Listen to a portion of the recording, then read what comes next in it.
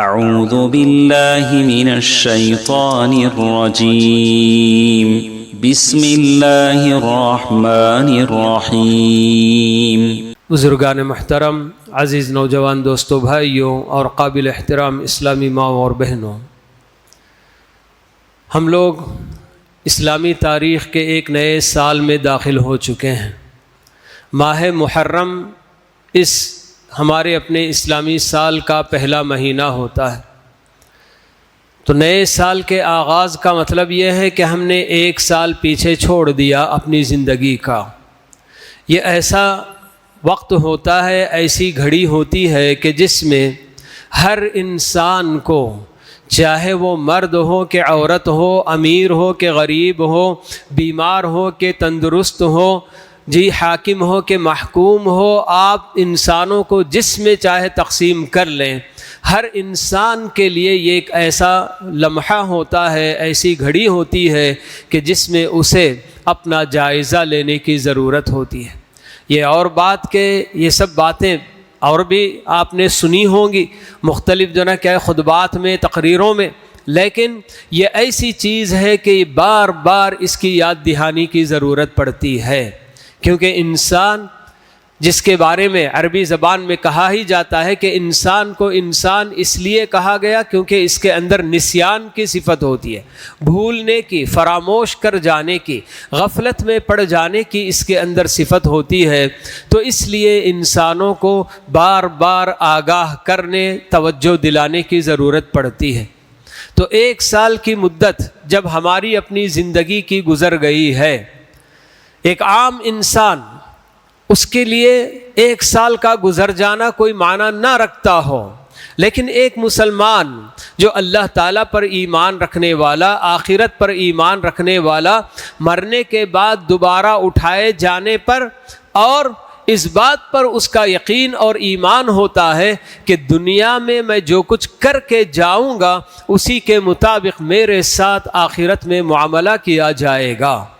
ایسا ایمان اور یقین رکھنے والا مسلمان جب اس کی زندگی میں ایک سال گزر جائے تو اسے ضرور سوچنا ہوگا کہ ہاں اب میری اپنی زندگی ایک سال گھٹ گئی، میں اپنی زندگی سے دور اور موت سے قریب ہو رہا ہوں۔ تو ایسے میں مجھے اپنی غفلت سے بیدار ہونے کی ضرورت ہے۔ میں نے اب تک کی زندگی اللہ تعالیٰ کی نافرمانیوں میں، کوتاہیوں میں، غفلت میں نے گزار دی۔ اب جتنی زندگی میری باقی ہے وہ زندگی میں اللہ رب العالمین کی بندگی میں گزارنے کی کوشش کروں، یہ عزم کرنے کا یہ وقت ہوتا ہے۔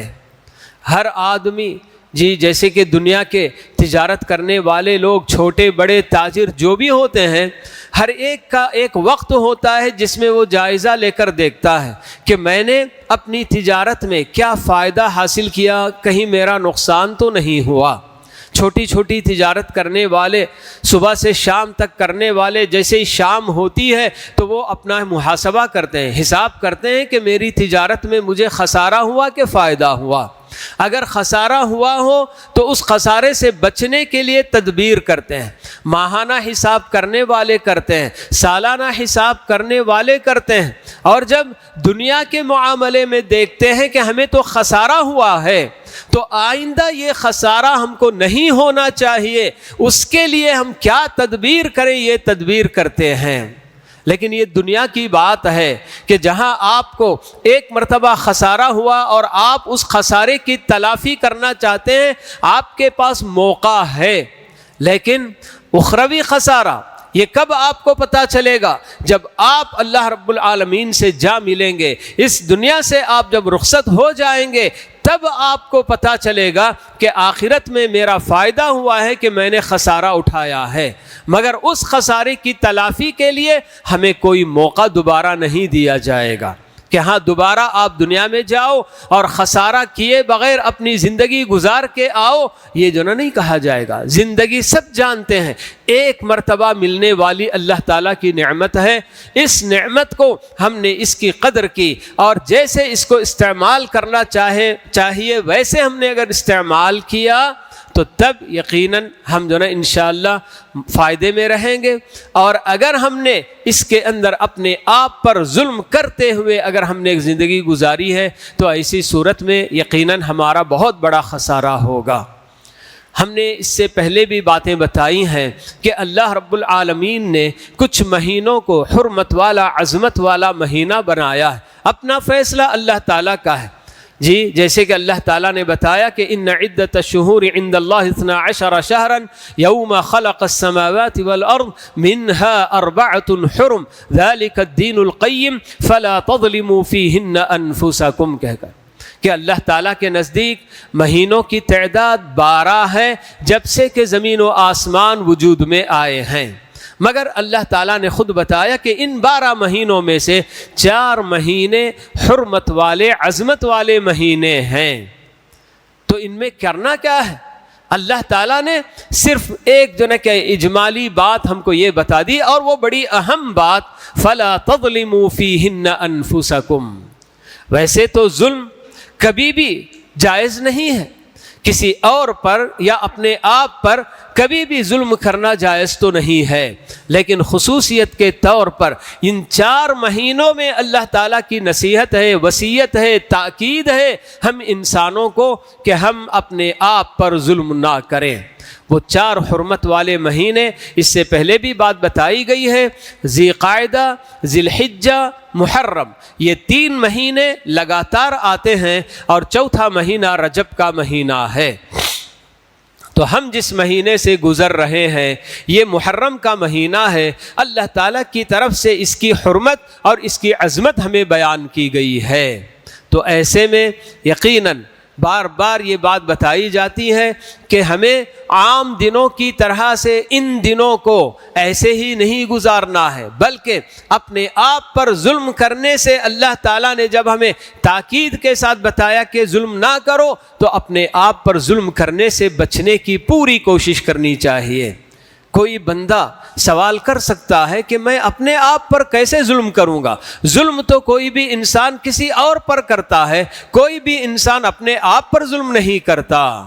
لیکن یہ نادانی ہوگی، یہ جہالت ہوگی اگر ایسا کوئی سمجھے کہ کوئی انسان اپنے آپ پر ظلم نہیں کرتا. بہت بڑا ظلم کرتا ہے اپنے آپ پر انسان اس وقت جب وہ اللہ رب العالمین کے مقرر کردہ صراط مستقیم سے ہٹ کر زندگی گزارتا ہے، اپنی خواہشات کے پیچھے پڑھ کر اپنی زندگی گزارتا ہے اور اللہ تعالیٰ کی نافرمانیاں جب کرتا ہے تو ہر انسان اپنے آپ پر ظلم کرنے والا ہوتا ہے. چاہے وہ اللہ تعالیٰ کے فرائض اور واجبات میں کوتاہی کرنے کی بات ہو. اللہ تعالیٰ نے بہت سارے فرائض ہم پر عائد کیے ہیں. 5 وقتہ نمازوں کا ہی حال لے لیجئے. کتنے مسلمان ایسے ہیں کہ جن کو 5 وقتہ نماز پڑھنا نصیب نہیں ہوتا، بلکہ وہ کبھی سوچتے بھی نہیں، کبھی غور کرتے بھی نہیں کہ آخر اللہ تعالیٰ نے مجھ پر 5 وقت کی نماز فرض کیا ہے، میں نے کب 5 وقت کی نماز ادا کی ہے. کبھی ان کو سوچنے کا موقع تک نہیں ملتا ہے. شیطان اس قدر ان پر غالب ہوتا ہے، دنیا اس قدر ان پر غالب آ چکی ہوتی ہے کہ وہ نماز کی کوئی فکر کیے بغیر اپنی دنیا کے پیچھے بالکل لگے رہتے ہیں، پڑے رہتے ہیں. تو ایسے بہرحال رمضان کے روزے اللہ تعالیٰ نے فرض کیے ہیں، مگر ان روزوں کو رکھنے والے بہت کم اللہ کے بندے ایسے جو رکھتے ہیں، لیکن ایک بڑی تعداد اچھے بھلے تندرست ہونے کے باوجود روزہ رکھنے کی ان کو عادت ہی نہیں ہے، گویا کہ روزہ فرض سمجھتے ہی نہیں ہیں. تو ایسے ہی بہت سارے فرائض جو اللہ تعالیٰ نے ہم پر عائد کیے ہیں ان میں کوتاہی کرتے ہیں، اور دوسری طرف جن جن کاموں سے باتوں سے اللہ تعالیٰ نے ہمیں منع کیا ہے، روکا ہے کہ آپ زنا نہ کریں، شراب نہ پئیں، سود نہ کھائیں، چغلی نہ کریں، جھوٹ نہ بولیں، جی کسی کو تکلیف نہ دیں، ایسے سب جو ہوتے ہیں تو باتیں، تو ان سب کے اندر آدمی آگے آگے نظر آتا ہے. تو ایسا جو کوئی بھی آدمی اللہ تعالیٰ کے فرائض اور واجبات کی ادائیگی میں کوتاہی کرے گا اور اللہ تعالیٰ کے محرمات کے قریب جائے گا اور ان کو انجام دے گا، تو ایسا ہر انسان اپنے آپ پر ظلم کرنے والا ہے. چاہے وہ مرد ہو چاہے عورت ہو، سب کے لیے یہی بات ہے۔ اللہ تعالیٰ کی یہ تاکید ہے کہ حرمت والے مہینوں میں اپنے آپ پر ظلم نہ کریں۔ تو محرم کا یہ مہینہ ہماری اپنی اسلامی سال کا پہلا مہینہ ہے، تو گویا ایک نیا سال ہماری اپنی زندگی میں جب داخل ہوا ہے تو ہمارے اپنے عزائم اور ہمارے اپنے ولولے بھی بالکل نئے ہونے چاہیے۔ جی ہمیں اپنی پچھلی زندگی کا جائزہ لے کر جو کوتاہی ہو گئی، جو غفلت اس میں ہوئی، اس سے اللہ تعالیٰ سے توبہ کرنے کی ضرورت ہے، اور آنے والے دنوں کو اللہ تعالیٰ کی بندگی میں گزارنے کا عزم کرنے اور پختہ ارادہ کرنے کی ضرورت ہے۔ تو یہ ایک پہلی بات ہوئی جو ہمیں نئے سال کے آغاز میں ضرور سوچنا چاہیے۔ اور پھر جس مہینے میں ہم داخل ہوئے ہیں، محرم کا یہ مہینہ، ابھی ہم نے بتایا کہ اللہ تعالیٰ کی طرف سے یہ حرمت والا عظمت والا مہینہ بنایا گیا ہے، اور پیارے نبی صلی اللہ علیہ وسلم کا فرمان ہمیں اس مہینے کے تعلق سے یہ آتا ہے کہ آپ نے بتایا کہ فرض روزے رمضان کے روزوں کے بعد سب سے افضل نفل روزے اسی ماہ محرم کے روزے ہیں۔ نفل روزوں میں جیسے آپ نے بتایا کہ فرض نمازوں کے بعد افضل ترین نماز تہجد کی نماز ہے، تو بالکل اسی طرح سے فرض روزوں کے بعد نفل روزوں میں سب سے افضل محرم کے مہینے کے روزے ہیں۔ تو جس قدر ہمیں اس مہینے میں روزہ رکھنا نصیب ہو، روزہ رکھنے کی کوشش کرنا چاہیے۔ اور بالخصوص محرم کی 10 تاریخ جس کو کہ عاشورہ کہا جاتا ہے، تو اس روزے کی اور بھی زیادہ فضیلت پیارے نبی صلی اللہ علیہ وسلم نے ہمیں بتائی ہے کہ ایک روزہ رکھنے کی وجہ سے پچھلے 1 سال کے گناہ اللہ رب العالمین ہمارے معاف کر دیں گے۔ ہم میں سے ہر شخص جانتا ہے کہ ہم سے کتنی غلطیاں ہوئی ہیں، کتنی غلطیوں پر ہم نے توبہ کی ہے، اور کتنی غلطیاں کر کے ایسے ہی بغیر توبہ کے ہم رہ گئے ہیں، مگر ایک روزہ عاشورے کے دن کا اگر ہم نے رکھ لیا، اللہ کے نبی صلی اللہ علیہ وسلم ہمیں یہ ضمانت دیتے ہیں کہ اللہ تعالیٰ اس ایک روزے کے بدلے ہمارے پچھلے 1 سال کے گناہ معاف فرما دیں گے۔ تو بس یہی تعلیمات ہمیں اس ماہ مبارک یا اس ماہ محرم کے تعلق سے دی گئی ہیں شریعت میں۔ اللہ تعالیٰ نے اسے حرمت والا عظمت والا مہینہ بنایا، اور پیارے نبی صلی اللہ علیہ وسلم نے اس ماہ مبارک کی روزوں کی فضیلت بتائی کہ رمضان کے فرض روزوں کے بعد افضل ترین روزے اسی ماہ محرم کے روزے ہیں۔ ان کے علاوہ اور کسی طرح کی کوئی بات ہماری اپنی شریعت میں، ہمارے اپنے دین میں ماہ محرم کے تعلق سے کچھ نہیں بتایا گیا۔ لیکن ایک وقت وہ بھی تھا کہ جب شیعہ حضرات اور رافضہ حضرات کے اس مہینے کے اندر ایجاد کیے گئے بہت سارے خرافات میں سنی مسلمان بھی شریک ہو جایا کرتے تھے، کیونکہ بہت سارے مسلمانوں کو پتہ بھی نہیں ہوتا ہے کہ ہمارا دین صحیح معنوں میں کیا دین ہے، کیا ہم کو عقیدہ رکھنا ہے اور کس عقیدے پر ہمیں عمل کرنا ہے، یہ پتہ ہی نہیں ہوتا ہے۔ جب لوگوں کو ایسے الٹے سیدھے کام کر کے دکھائے جاتے ہیں اور ان کو ایسا ان کے ذہنوں میں بات ڈالی جاتی ہے گویا کہ اس کا حصہ یہ دین کا ایک اہم حصہ ہے، تو بالکل اسی طرح سے یہ شیعہ اور رافضہ وغیرہ ماہ محرم کے آغاز کے ساتھ کالا کپڑا پہننا شروع کے 10 دن تک برابر، پہلی تاریخ سے لے کر 10 تاریخ تک عاشورے تک برابر کالا کپڑا پہننے کا اہتمام کرتے ہیں۔ مقصد کیا ہے؟ صرف سوگ منانا، ماتم کرنا۔ کس کا ماتم کیا جاتا ہے؟ حضرت حسین رضی اللہ تعالی عنہ جو 60 پر 1 سن ہجری میں شہید کیے گئے، اس وقت سے لے کر آج تک بھی یہ لوگ آپ کی شہادت پر ماتم کرتے آ رہے ہیں۔ اگر واقعی معنوں میں مسلمان ہوتے اور لا الہ الا اللہ محمد الرسول اللہ اگر اپنے دل سے یہ لوگ ادا کرتے تو اس کا مطلب کیا ہوتا کہ محمد الرسول اللہ کی گواہی جب ایک مسلمان دیتا ہے تو اس کا مطلب یہ ہوا کہ محمد صلی اللہ علیہ وسلم کی طرف سے جو تعلیمات ہمیں دی گئی ہیں ان ساری تعلیمات پر عمل پیرا ہونا یہ بھی اس عقیدے کے اندر داخل ہے۔ صرف زبانی ادا کرنے کا یہ معنی نہیں ہے، زبان سے ادا کرنے کے بعد ایک مسلمان کے لیے ضروری ہوتا ہے کہ محمد صلی اللہ علیہ وسلم کی طرف سے آئی ہوئی ہر بات کو ماننا۔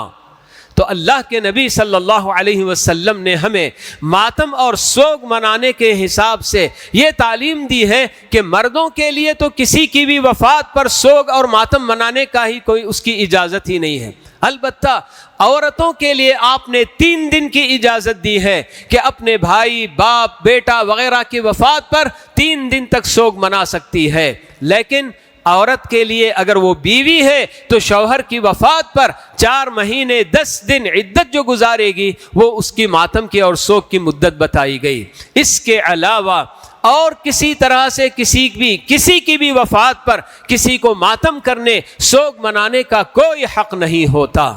اگر واقعی یہ بندے جو اپنے آپ کو آج تک بھی حضرت حسین کی شہادت پر روتے پلاتے ماتم کرتے آ رہے ہیں، اگر واقعی اسلام سے ان کا کوئی تعلق ہوتا تو پیارے نبی صلی اللہ علیہ وسلم کی اس تعلیم پر ضرور عمل پیرا ہوتے، لیکن یہ صرف دکھاوا ہے، بات بس کرتے ہیں کہ ہم بھی مسلمان ہیں، مگر اسلام کے خلاف کرتے رہنا اور اسلام کو، مسلمانوں کو ہر طرح سے نقصان پہنچانا ان کا اپنا بالکل جو نا کہ اولین فریضہ یہ سمجھتے ہیں۔ تو دیکھیے کہ پیارے نبی صلی اللہ علیہ وسلم کی یہ اعلیٰ تعلیم ہے کہ سوگ منانے، ماتم کرنے کے لیے آپ نے کسی کے لیے کوئی اجازت نہیں دی۔ اللہ کے نبی صلی اللہ علیہ وسلم وفات پا گئے، ابو بکر وفات پا گئے، عمر، عثمان، علی یہ سب وفات پائے ہیں، مگر ان کی جو ہے کوئی ماتم نہیں کی جاتی، ان کا کوئی ماتم نہیں کیا جاتا ہے۔ مگر حضرت حسین کی کیا خصوصیت کہ آج تک بھی ان کے لیے ماتم کیا جاتا ہے؟ تو یہ سب ایسے ہی بس ڈھونگ ہے اپنے آپ کو مسلمان کہنے کا،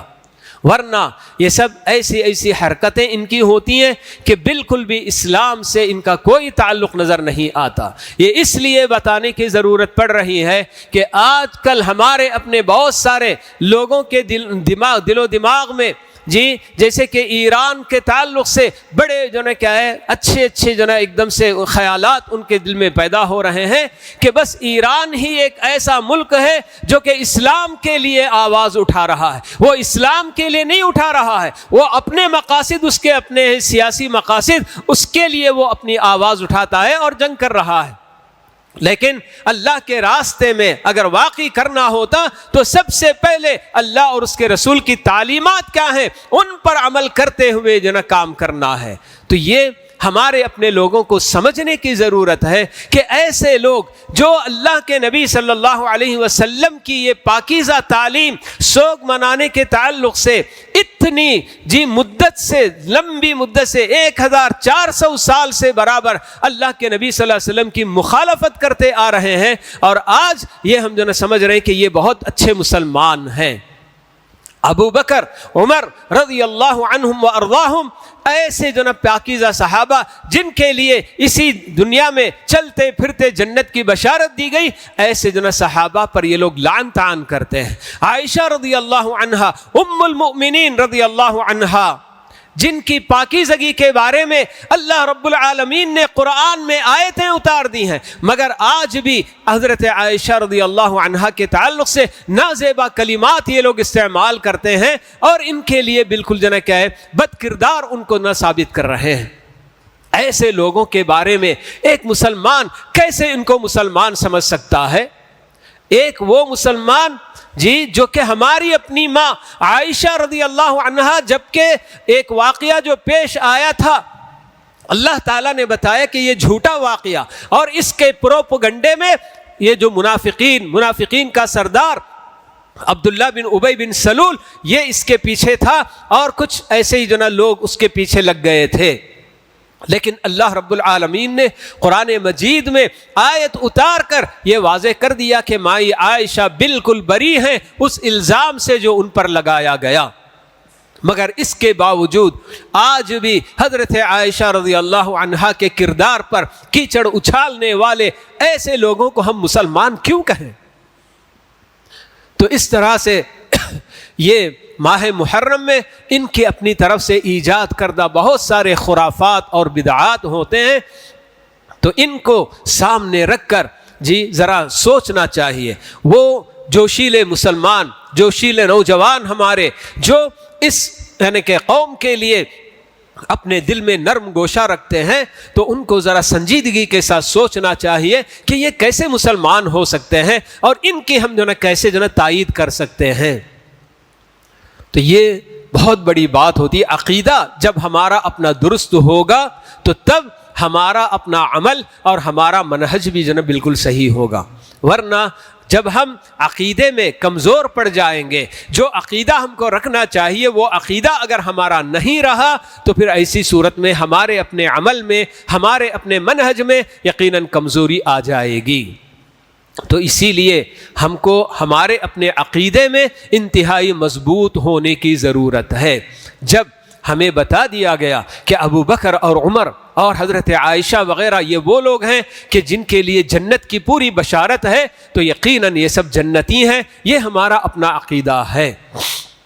یہ در حقیقت یہ شیعہ اور رافضہ یہ چاہتے ہیں کہ ہماری اپنی جو اصل بنیادیں ہیں، اللہ کے نبی صلی اللہ علیہ وسلم کے بعد آپ نے جو تعلیمات دیں، آپ نے جو کچھ ہدایات ہمارے اپنے دین کی جو کچھ بھی باتیں بتائیں، وہ ساری کی ساری باتیں یہی صحابہ تو ہم تک منقول کیے ہیں۔ اگر ہم نے صحابہ کے اندر کیڑے نکال دیے اور صحابہ کو اگر اس طرح سے بدنام کر دیا تو اس کا مطلب یہ کہ ان کی طرف سے آنے والی باتوں پر ہمیں کوئی بھروسہ نہیں، یہ کہنا چاہتے ہیں وہ لوگ۔ یہ در حقیقت یہودیوں کا منہج ہے، اور یہی یہودی جو کہ شروع میں شیعہ کی اس جماعت کو وجود میں لانے والا بھی ایک کیا ہے، عبداللہ بن سبا نامی یہودی ہی ہے۔ تو اسی کے جھانسے میں آ کر یہ فرقہ وجود میں آیا، اور اس نے جس طریقے سے ان لوگوں کو باتیں بتائی تو اسی طریقے پر یہ لوگ چلتے آئے ہیں۔ تو بہرحال یہ سب لمبی کہانی ہے، لیکن صرف اتنی بات ہے کہ ہم محرم کے مہینے میں ہمارا اپنا دین ہم کو بس یہی بات بتاتا ہے کہ یہ حرمت والا مہینہ، عظمت والا مہینہ ہے، اور اس مہینے میں جس قدر کثرت سے ہو سکے روزہ رکھنے کی ضرورت ہے، اور بالخصوص عاشورے کے ایک دن کا روزہ، کہ اس ایک روزے کے بدلے اللہ رب العالمین ہمارے 1 سال کے گناہ انشاءاللہ معاف فرمائیں گے۔ اس کے علاوہ چاہے وہ بدعات جو ان شیعہ اور رافضہ حضرات نے ایجاد کیے ہوئے ہیں کہ ماتم کرنا یا اپنے آپ کو زخمی کر لینا، مارنا، پیٹنا اور ایسے کالے کپڑے پہننا، شربت تقسیم کرنا، یہ سب ان لوگوں کے اپنے خرافات ہیں، ان میں ہمیں کسی بھی طرح سے شریک نہیں ہونا چاہیے۔ اللہ رب العالمین ہم سب کی حفاظت فرمائے۔ خاص کر بہت سارے آج بھی مسلمان ایسے ہیں جو ان سب کاموں سے متاثر ہو کر ابھی بھی اپنے گھروں میں محرم کے مہینے میں شربت وغیرہ بنانا اور اس کو کہ لوگوں کو پلانے کرنے کا کام یہ آج بھی کرنے والے کر رہے ہیں۔ کیوں؟ اس لیے کہ یہ شیعہ حضرات نے اس طرح سے یہ سوچا تھا کہ کربلا کے میدان میں حضرت حسین جب شہید کیے گئے تو پانی کے بوند بوند کے لیے وہ ترس رہے تھے، تو اس لیے اب ہم کیا ہے ان کے پانی کے بوند کی جگہ پر ہم شربت تقسیم کریں گے، یہ ان کا اپنا عقیدہ ہوتا ہے۔ تو بہرحال یہ ایسے خرافات اور بدعات جو شیعہ حضرات نے اس ماہ محرم میں ایجاد کیے ہیں، ان سے اپنے آپ کو اور اپنے سارے گھر والوں کو اور اپنے کہ قریبی رشتہ داروں کو سب کو بچانے کی ضرورت ہے۔ اللہ رب العالمین سے دعا ہے کہ اللہ تعالی ہمیں ہمارا 1 سال جو زندگی کا گزر گیا، جو بھی اس میں کوتاہیاں ہوئیں، نافرمانیاں ہوئیں، اللہ رب العالمین اپنے فضل و کرم سے ہمارے اوپر پردہ فرمائے اور ہماری ساری کوتاہیوں کو درگزر فرمائے۔ اور بقیہ یہ جو محرم کا مہینہ ہے تو اس ماہ محرم کی عظمت اور حرمت کا پاس و لحاظ کرتے ہوئے اس مہینے کو گزارنے کی اور کثرت سے اس میں روزہ رکھنے کی اللہ تعالی ہم سب کو توفیق نصیب فرمائے، اور جو کچھ خرافات اور بدعات اس مہینے میں ایجاد کیے گئے ہیں ان تمام کو جان کر ان سے اپنے آپ کو اور اپنے گھر والوں کو بچانے کی اللہ تعالی ہم سب کو توفیق نصیب فرمائے۔ اقول قولی ھذا واستغفر اللہ لی ولکم ولسائر المسلمین من من كل ذنب فاستغفروه إنه هو الغفور الرحيم.